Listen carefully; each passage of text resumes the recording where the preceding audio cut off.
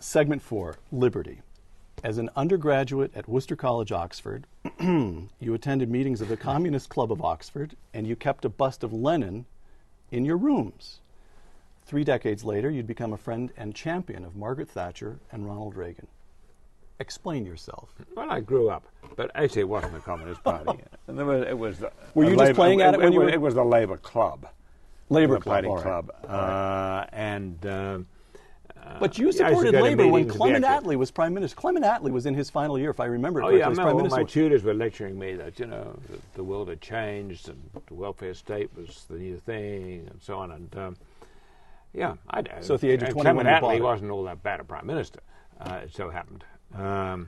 It was his cabinet that was his problem. But, things were different in those days.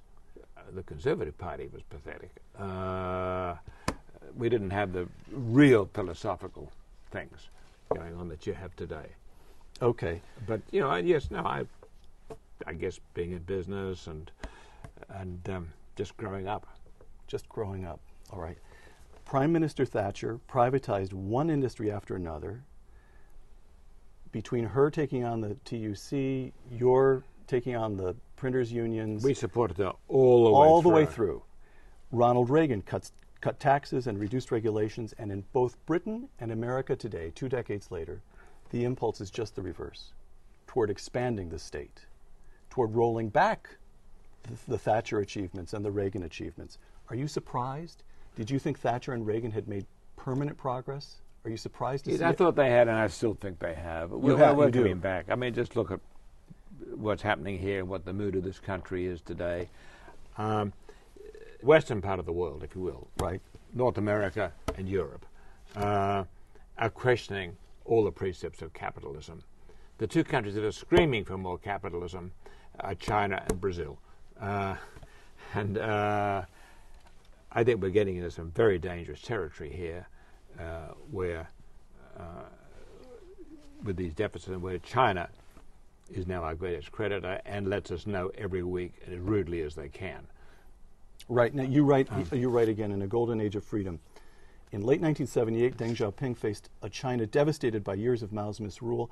He made a courageous decision to embrace the market by every measure: diet, education, life expectancy.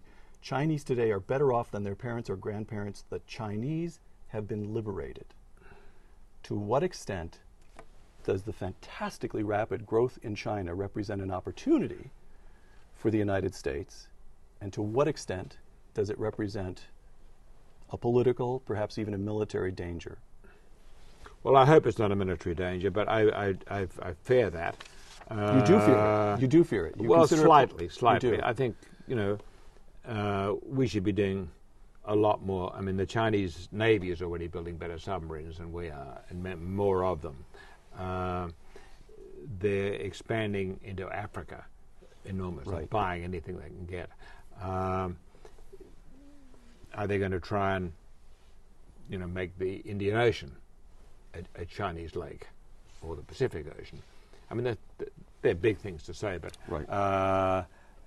I think, within the Chinese character, they're very, very proud of their material progress that they've made, and the position where there are greatest data, and they're making up for the bad few hundred years that the Western powers gave them. They have long memories. Right. Let me take you to the particular point of friction at the moment. Google in mid-December detects a cyber attack. I'm quoting you now from Google documents. Google loses intellectual property of its own. It discovers that at least 20 other companies are targeted in this attack, and, I'm quoting a Google document, a primary goal of the attackers was accessing the accounts of Chinese human rights activists. Close quote. What is Google doing about it? I quote again, "We will be discussing with the Chinese government the basis on which we could operate an unfiltered search engine, if at all. We recognize that this may well mean having to shut down Google China and potentially our offices in China." Close quote. Is Google playing this right? What do the Chinese think they're doing? Well, I'm in a minority here, but I believe they are.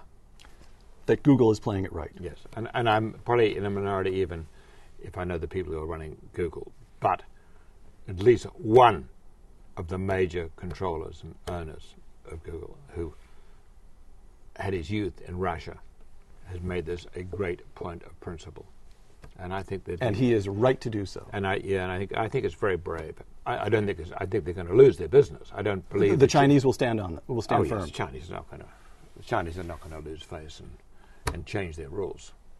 Okay. Not under the glare of this publicity.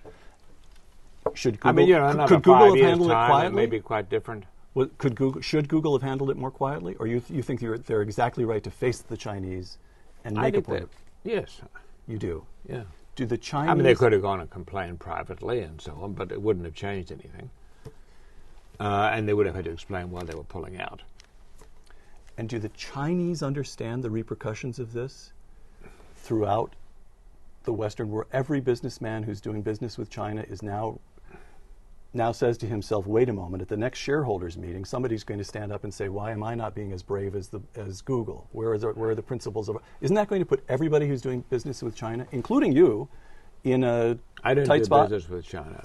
We have a few minor investments. We don't operate anything in China. Oh, you don't? Oh, all right. Everything is based outside. So, but do you reckon the Chinese know what they're doing here?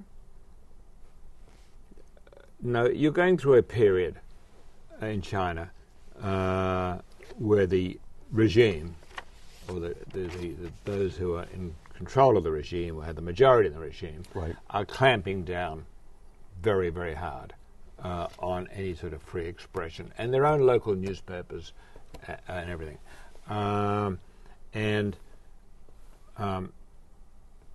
Their term will be up in about 3 years, and then we'll see. I think there are a lot of things going on, within I'm speculating, but within the sort of the inner central council of 9, and the Conservatives have the majority at the moment. But you're going to see when the next regime comes in, nothing dramatic, but the beginning of an opening up. From a golden age of freedom. By 2025, about 520 million Chinese should reach the upper middle class. These people want the same things we do. Good housing, a first-rate education for their children. By 2025, will the Chinese also want and perhaps have attained some measure of democracy? 2025 is pretty soon. But yes, I believe you'll have the Communist Party like an umbrella, but there are wings of the Communist Party, and the debates that go on between them now behind closed doors will begin to go on in the public eye. The Chinese are very nationalistic, very patriotic people. I don't see it falling apart or there being a revolution there at all. But will political debate become more open? Yes, I think it will.